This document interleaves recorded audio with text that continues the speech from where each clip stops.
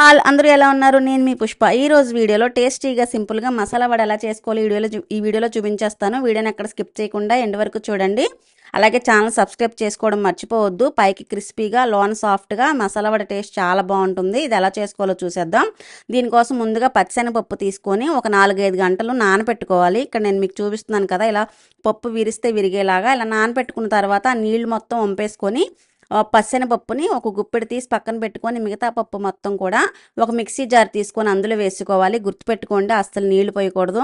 ఇప్పుడు ఈ పప్పు మొత్తం వేసిన తర్వాత ఇందులోకి అల్లం ముక్కని 4 వెల్లుల్లి రెబ్బలు, 2 పచ్చిమిరపకాయలు, 2 ఎండుమిరపకాయలు కూడా వేసుకొని 1 టీ స్పూన్ జీలకర్ర కూడా వేసి మిక్సీ పట్టుకోవాలి. మరీ మెత్తగా కాకుండా కొంచెం బరకగా మిక్సీ పట్టుకొని ఇక్కడ నేను చూపిస్తున్న విధంగా ఈ పిండి మొత్తాన్ని కూడా ఒక గిన్నెలో వేసేసుకొని ఇప్పుడు ఇందులోనే మనం ముందుగా తీసుకున్నాం కదా పచ్చిశనగపప్పు నానబెట్టింది, అది కూడా వేసేసుకొని కట్ చేసుకున్న ఉల్లిపాయ ముక్కల్ని, టేస్ట్కి సరిపడా సాల్టు, 1 టీ స్పూన్ ధనియాలు జీలకర్ర పొడి, 1/2 టీ స్పూన్ గరం మసాలా కూడా వేసుకొని ఇందులోనే 2 టేబుల్ స్పూన్ల బియ్యం పిండిని వేసుకోవాలి.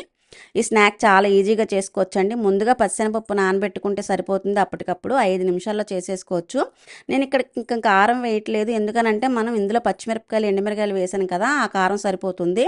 ఇందులోనే కొద్దిగా కొత్తిమీరను కూడా వేసి ఒకసారి బాగా కలుపుకొని మనం ఇది ఉండలా చుట్టుకోవాలి. మనకి పిండి చుట్టేటప్పుడు తెలిసిపోతుంది. నేను మీకు చూపిస్తున్నాను చూడండి.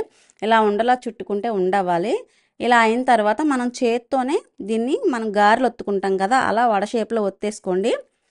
ఇలా అన్నింటిని ఒత్తి పక్కన పెట్టుకున్నాక స్టవ్ వెలిగించి డీప్ ఫ్రైకి సరిపడా ఆయిల్ కూడా పెట్టుకొని ఆయిల్ హీట్ అయిన తర్వాత ఇక్కడ గుర్తుపెట్టుకోవాల్సిన విషయం ఏంటంటే, మీరు స్టవ్ని ఆయిల్ హీట్ అయిన తర్వాత లో ఫ్లేమ్లో పెట్టేసుకోండి. లో ఫ్లేమ్లో పెట్టి వడలు వేసుకోవాలి. ఎందుకంటే మీరు హై ఫ్లేమ్లో ఉంచి వడలు వేయించుకున్నారంటే పైకి కలర్ వస్తే కానీ లోన ఉడకదు.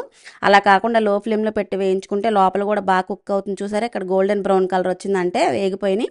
మొత్తం వడలన్నీ కూడా ఇలాగే వేయించి తీసేసుకుంటే వేడివేడిగా సింపుల్గా టేస్టీగా మసాలా వడ రెడీ అయిపోయింది. చూసారా, పైకి చాలా క్రిస్పీగా, లోన చాలా సాఫ్ట్గా ఉంది. మీకు విరిపి చూపిస్తాను చూడండి.